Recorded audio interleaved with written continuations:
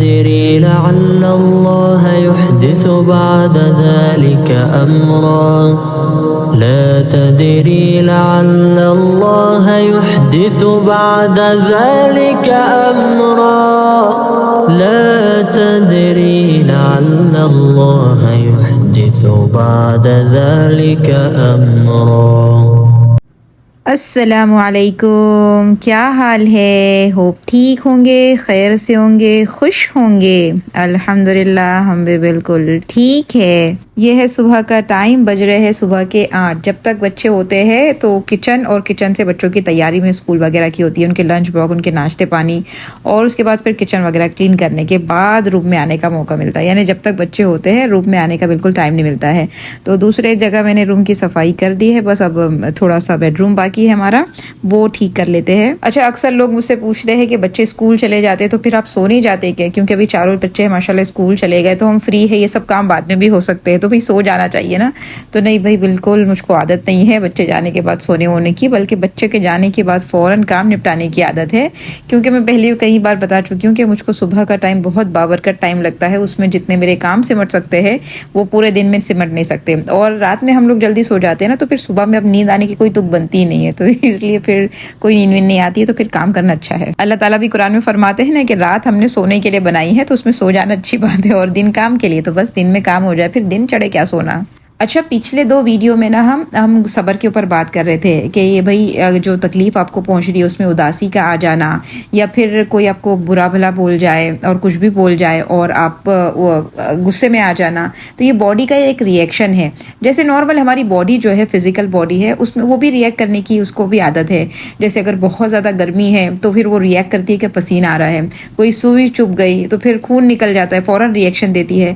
तो यानी हमारी जो फिज़िकल बॉडी है वो भी रिएक्ट करती है, जो इमोशन वाली बॉडी है वो भी रिएक्ट करती है। ये रिएक्ट करने की जो आदत है ना, ये हमारी फिर इतनी ज्यादा स्ट्रांग हो गई है कि जहां नहीं भी करना चाहिए वहां भी हम रिएक्ट करके बताते हैं, और फिर दूसरों को जज करते हैं, और फिर बोलते हैं कि वो गलत काम कर रहा है ना, तो फिर उसको तो सही बताना ये तो मेरी जिम्मेदारी है, क्योंकि बेहतर मुसलमान वो है ना कि जो बुराई करता हुआ देखे तो उसको रोक ले। तो हम रोकने की जिम्मेदारी इतनी स्ट्रांगली निभा रहे होते हैं कि अपने अंदर की बुराइयां हम भूल जाते हैं। दूसरों को बुराई से रोकना अच्छा काम है, लेकिन सबसे ज्यादा जरूरी काम है कि खुद बुराई से रुक जाना। लेकिन हम बुराई को किस तरीके से रोकते हैं? ताना देकर, दूसरे को जलील कर करके, ये बुराई कर रहा है तो इसको रोका जाए।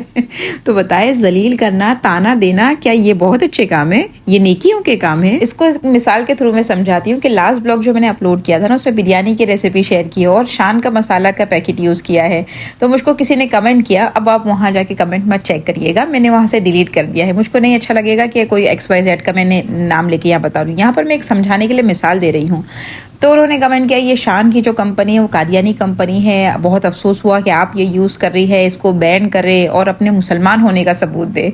तो मैंने जवाब में लिखा कि भाई मुझको तो ये बचपन से पता है कि कलमा पढ़ो और जो अल्लाह बोल रहा है कि ये काम करो, जिससे मना किया अल्लाह ने, वो रुक जाओ, तो मुसलमान होना साबित होता है। लेकिन एक मसाले का पैकेट का डब्बा मेरे मुसलमान होने को साबित करेगा, ये तो बड़ी अजीब और गरीब बात है। तो फिर आगे से उन्होंने लिखा कि भाई आपको क्या नबी से मोहब्बत नहीं है, आप ख़त्म नबूवत को नहीं मानती। यानी कहाँ की बात, एक शान के डब्बे से वो कहाँ बात ले जाने की हमारे पास ताकत है। देखे, मेरा YouTube चैनल है, इसमें 400+ वीडियो है और हर वीडियो में इस्लाम ही की बात हो रही है, लेकिन एक डब्बा आपको इस्लाम से खारिज कर सकता है। अब अगर मैं चाहती तो यहाँ लॉजिकली जवाब ये भी दे सकती हूँ कि नबी सल्लल्लाहु अलैहि वसल्लम ने काफिरों की कोई चीज को बाइकआउट नहीं किया। अभी काफिरों की चीज, जब इस्लाम तो इतना जरूरत थी इस्लाम की और लोग तो किस तरीके की अजाब और मुसीबतें दे रहे थे, तो भी काफिरों के प्रोडक्ट को बाइकआउट नहीं किया गया, बैन नहीं किया गया। मैं अभी ये बात नहीं करना चाह रही हूँ कि बाइकआउट करना चाहिए या नहीं करना चाहिए, मैं समझाना सिर्फ ये चाह रही हूँ कि आज हर एक मुसलमान ऐसा हो चुका है कि जो दूसरों की गलतियां ढूंढता है और उसको ही सुधारने के चक्कर में है। हालांकि हम जब कब्र में जाएंगे ना, तो दूसरों की गलतियों के बारे में सवाल नहीं किया जाएगा कि उसने क्या क्या गलती की थी और तुमने उसको सुधारी थी कि नहीं सुधारी थी। और हम सुधारते भी कैसे हैं, यानी किसी के गुनाह को होता हुआ देख के हम गुनाह के जरिए सुधारते हैं, यानी ताना देकर, ऐब निकाल कर, ये बड़े बड़े गुनाहों में से आते हैं। तो ये गलतियां करके हम किसी की गलती सुधार रहे। बहुत ही ज़्यादा अजीब और गरीब हम हो चुके हैं। बहरहाल अब इस वीडियो पर भी किसी का आ सकता है कमेंट हाँ कादियानी की कंपनी आपको बैन करना चाहिए। तो जहाँ तक मेरी रिसर्च है कि वो कादियानियों की कंपनी नहीं है शान की, फिर मुझको नहीं पता, मे बी हो सकती भी है और नहीं भी हो सकती है। और जैसे अभी जो इसराइल के जो प्रोडक्ट है उसको भी बैन किया जाना चाहिए, बाइकआउट किया जाना चाहिए। देखिए हर मुसलमान है ना अपनी तरफ से कोशिश कर ही रहा है कि भाई बाइकआउट करते रहे, लेकिन अभी जहाँ भी अगर वो 100 चीज़ें लेता था पहले, अभी उसने 90 लेना छोड़ दिया है, अब 10 लेता है। ऐसा मैं नहीं बोलूँगी, और जो बोल रहा है माशाल्लाह जो पूरे 100 नहीं लेते बहुत ही अच्छी बात है, लेकिन 10 प्रोडक्ट अगर कहीं किसी का दिख गया कि ये ले रहा है, सीधा मुसलमान और काफिर की बात होगी। यानी ये तो ये मुसलमान नहीं है, ये कैसा मुनाफिक है, यानी हम इस्लाम से खारिज कर देते हैं सिर्फ एक चीज़ों को देखते हुए।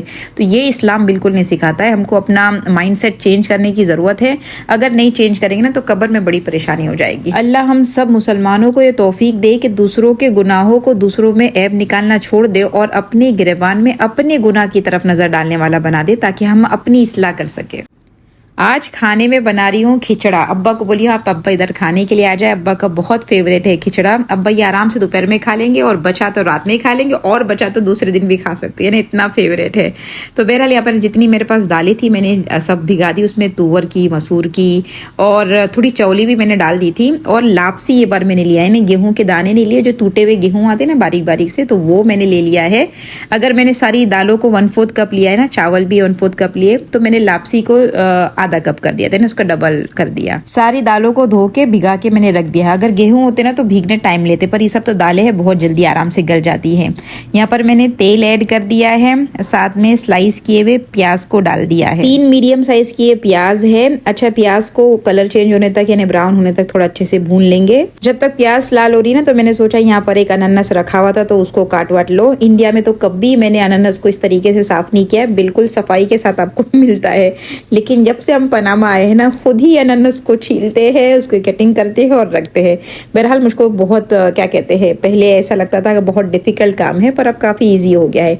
इस तरीके से मैं उसके पीसेस बना लेती हूँ और बड़ा ईजीली साफ हो जाता है। अच्छा पनामा में ना पाइनएप्पल होते भी बहुत ज़्यादा है। जब आप मार्केट में सब्जी बाजार जाते हैं ना तो एक एरिया तो खाली आपको पाइनएप्पल मिल रहे होते हैं, इतने ज़्यादा होते हैं, और साइज़ में भी काफ़ी बड़े होते हैं और मीठे भी बहुत होते हैं और सस्ते भी होते हैं। माशाल्लाह माशाल्लाह, कोई चीज़ हमारी इस पनामा में सस्ती है। अब मुझको नहीं पता इंडिया और पाकिस्तान में क्या प्राइस चल रहा होगा, लेकिन अगर हम पनामा की बात करें तो ये जो पाइनएप्पल है बड़े साइज़ का है, तो हमको ये तकरीबन 40 इंडियन रुपीज़ में पड़ जाता है। आप बताइएगा इंडिया पाकिस्तान में क्या प्राइस चल रहा है। अगर आपके यहाँ महंगा है तो मतलब वो आपको सफाई करके देने के पैसे ज़्यादा ले रहे हैं तो अगली बार उनको बोलना कि भाई हम खुद साफ कर लेंगे, आप उनको 40 रुपये में दे दें। बहरहाल पर इंडिया के फ्रूट भी बड़े याद आ रहे होते हैं, जैसे चीकू बहुत याद आता है। यहाँ पर मिलते होंगे पर वो फ्लेवर वाले हमको नहीं मिलते।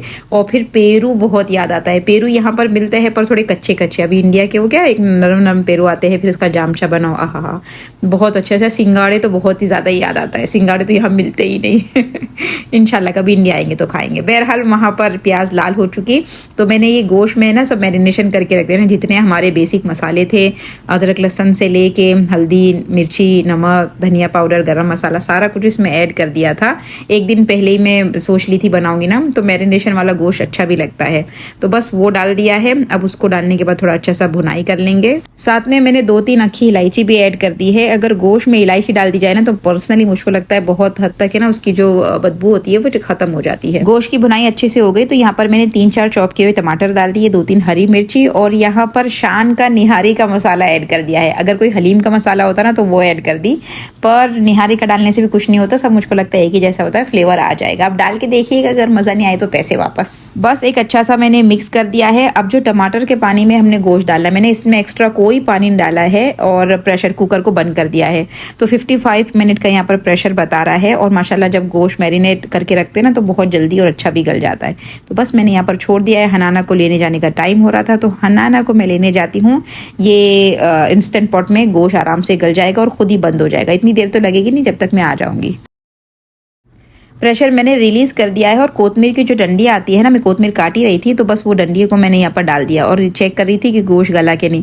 तो माशाल्लाह गोश्त काफ़ी अच्छे से गल गया है। देखिए कुछ कोई इसमें एक्स्ट्रा पानी नहीं डला है तो भी अभी इतना यानी पानी बचा है। तो अब मैंने क्या किया है, इसको पतीले में निकाल लूँगी और पतीले में निकालने के बाद उसको अच्छे से भूनूंगी, क्योंकि ये प्रेशर कुकर मेरे को फिर चाहिए। वो जो दालें हमने भिगाए थे ना, अब दालों को भी मैं प्रेशर कुकर में डाल दूँगी।